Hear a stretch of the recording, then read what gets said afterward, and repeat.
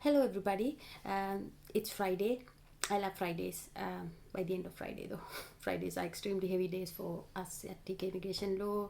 It's one of our consultation days, and we meet with people quite a lot. Right now, I have a little bit of time, so I thought I will do this video. Why I'm so excited? Because I just received an approval for a case that has been pretty challenging, and I will explain a little bit about it. And I thought actually that I should talk about these situations of this nature to provide the information, because I think that it will be helpful for people.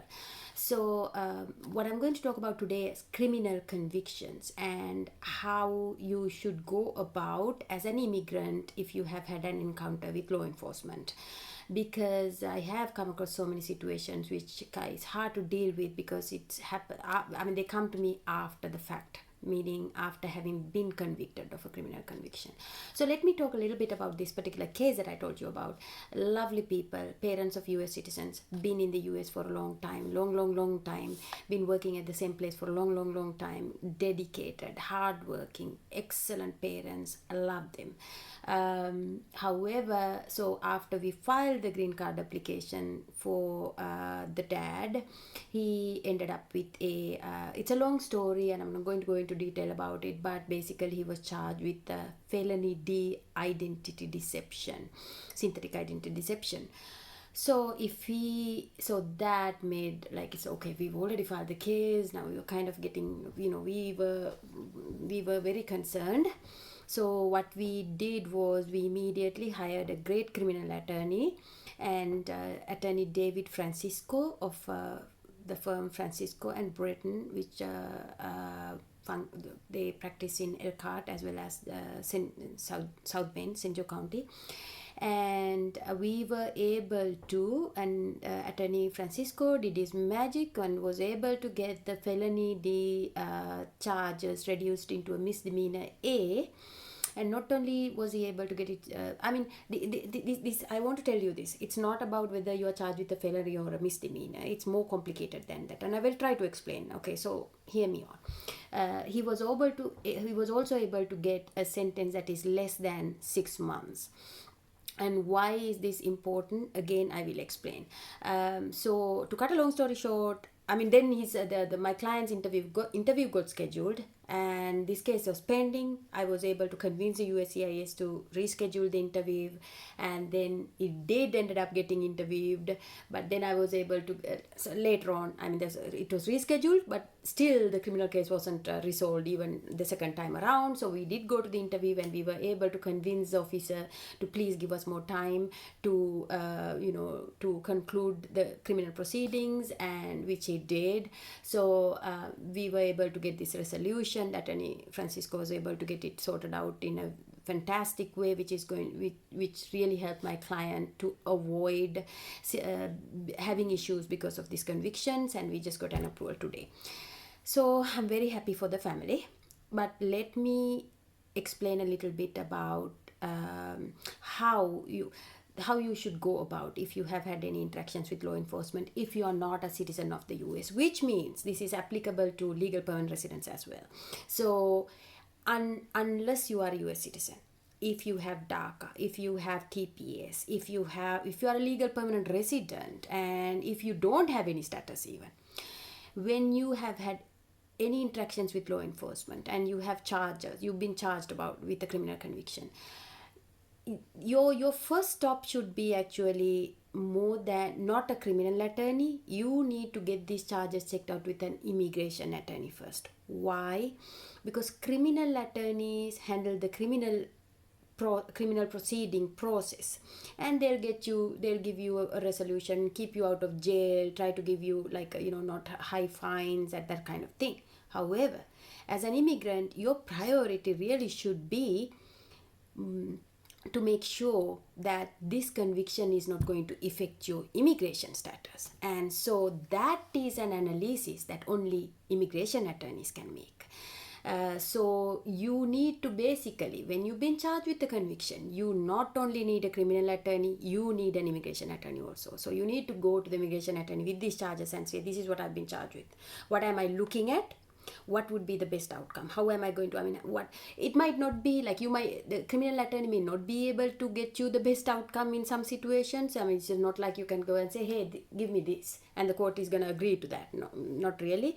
But you at least you are informed, and this is what happened in this case. I mean, in my client's case, we were able to get the resolution that is best for the client, and with a successful outcome. So so that's what you need to be mindful of. So don't don't go and plead guilty to things, and then, I mean, think, or come to me and say, oh, I mean, I was charged with a felony, but it is fine, I just got a misdemeanor now. That is, again, like I said, that's not how it works either. So then how does it work? That's complicated. I don't know whether I can actually explain in detail, but I'll just say it is complicated. It depends on what you've been charged with, depends on your current immigration status, or what you are looking at in the future. So if you are not a resident and you are going to eventually apply for the green card process, or you have DACA, so it all depends on what your current immigration status or what is the future status that you're looking at. Whereas if you are a legal permanent resident, how things work is different as well. So it's always, like I said, always get it checked with an immigration attorney as to how things work. I also want to talk about expungements, because I have had a lot of people who come and tell me, oh yeah, I mean, number one, I have people who come and tell me, yeah, I was charged with all this, but it is all good now because I paid all the fines and I did everything, so it's all sorted out. No, that is again not how it works either. Of course you need to pay the fines, of course you need to comply with all the court requirements, but the conviction stands. So what matters to us as immigration is what is there on the file, what is the final disposition of the case, meaning how you were convicted. So you might, and people will tell me, well, I never went to jail, I don't have a jail sentence. No, you do. When you actually look at the court records, you see the defendant convicted of this particular and sentenced to 1 year in jail, suspended. So you did not go to jail, it was suspended, and you 6 months in jail, whatever, and suspended. So people think, okay, I don't have a jail sentence. You do. And even though you never went to jail, it was suspended, it is going to matter for immigration. And that is what we look at depending on the situations. For example, if you are applying for the green card, what matters, among other things, but the most common thing when you have a criminal conviction is we have to analyze and see whether this is considered a crime involving moral turpitude. Those are big words. We immigration attorneys call it CIMTs. So what is a CIMT? Well, that again is it's not can explain simply. They have been what is a CIMT is decided by case law. So you kind of have to analyze case law to see whether a particular conviction may fall into the federal definitions of a CIMT. So I mean, if there's fraud involved, deception involved, if there is so the idea is that it is so bad, it's inherently wild. That's the kind of words that the courts have used to identify. Something like this would most likely, like identity deception, would most likely fall into the CIMT category. So when you have a CIMT, that complicates matters when it comes to applying for green card. There are certain situations you can avoid it if this is your only CIMT, meaning that you have never been charged with any other CIMT before, and you were sentenced to less than 6 months in jail.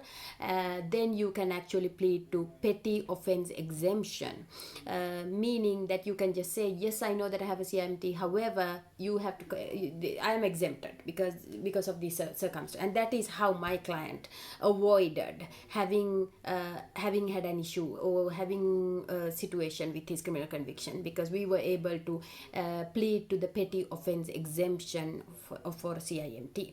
So that is that. Whereas if you are a legal permanent resident, then it's a different depending on what you're charged with, of course. It is, the analysis is different. What kind of criminal convictions make a resident deportable, again, depends on the conviction, depends on the jail sentence that you're given, etc.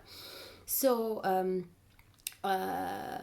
so let me also talk about expungements, which is, basically removing the conviction.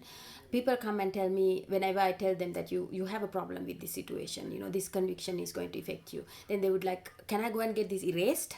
Can I get it removed? So those are the words people use. What you're looking at is expungement, and expungements also do not work for immigration most of the time. So I have also had a lot of situations where people will come and tell me they're so happy that they I did have this conviction, but I was able to get it expunged. I removed it. So I went to a criminal lawyer, and so you go to a criminal lawyer, you pay a lot of money, and you get it removed, and then you're so happy thinking, okay, it doesn't, you're good as far as immigration is concerned. That's not how it works either, because for immigration, expungements do not count in most situations, and I will explain what I mean by most situations. So don't waste your money trying to get cases expunged without getting it checked with an immigration attorney whether something like this is going to help me. So don't take the message from my video that okay, well, the attorney said that expungements don't work, so I'm not going to do it. No, you should get it checked because it depends on the situation. Like I said, most of the time, that's a word I used, most of the time expungements don't help except in certain situations.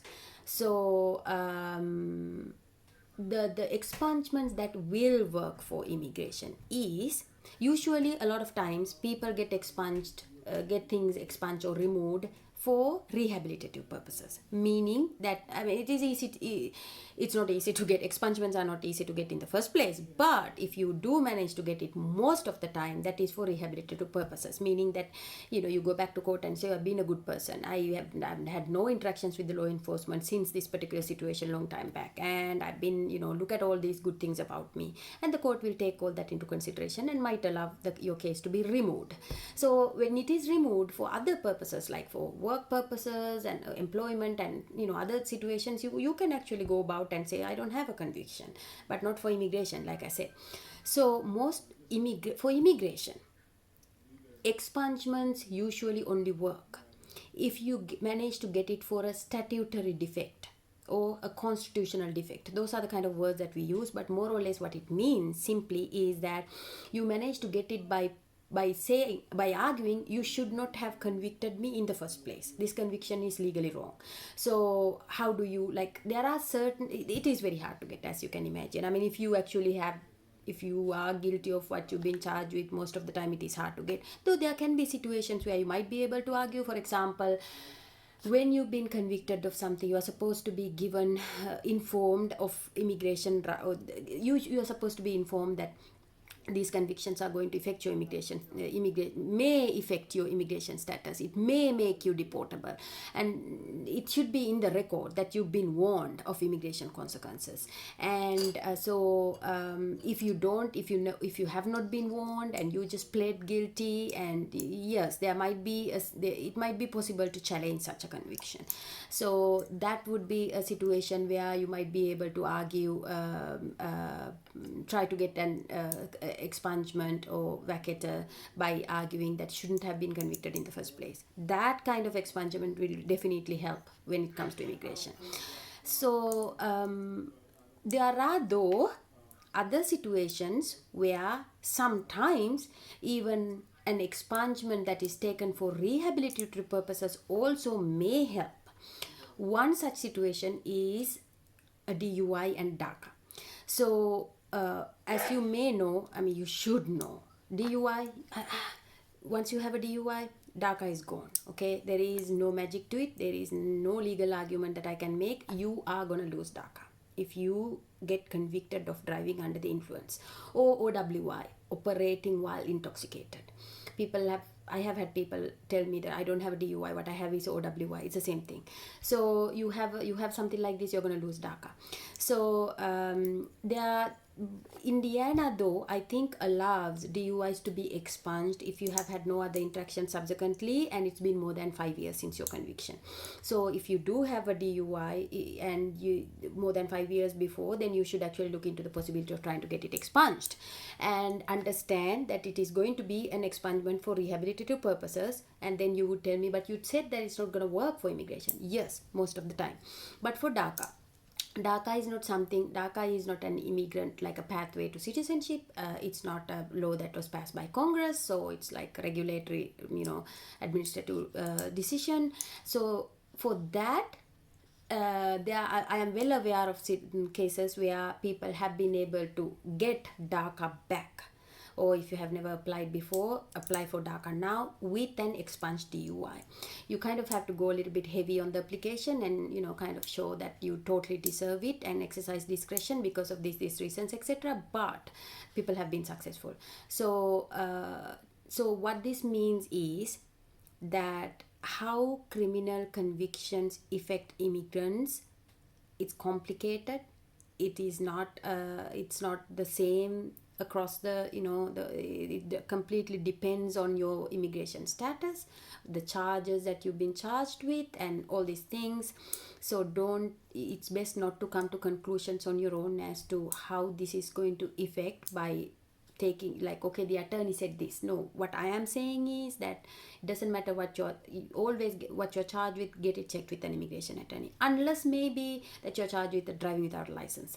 I mean, I'm not worried about driving without a license. I don't think it's going to affect you in terms of whatever it is that you're charged with, of course, unless again you have like about 7, 8, 9, 10 driving without license convictions. That might be some situations might have to be taken into consideration. So that is that. I actually think, because I see a lot of DUIs, I think I will do another video later on about how DUIs affect different situations. But that is all for today, and I hope that all of you will have a great weekend. Thank you for listening. If you have any questions about any of the things that I mentioned, feel free to give us a call. I'm attorney TK or Tushanti at TK Immigration Law, and you can call us at 574-387-3001. Thank you, everybody.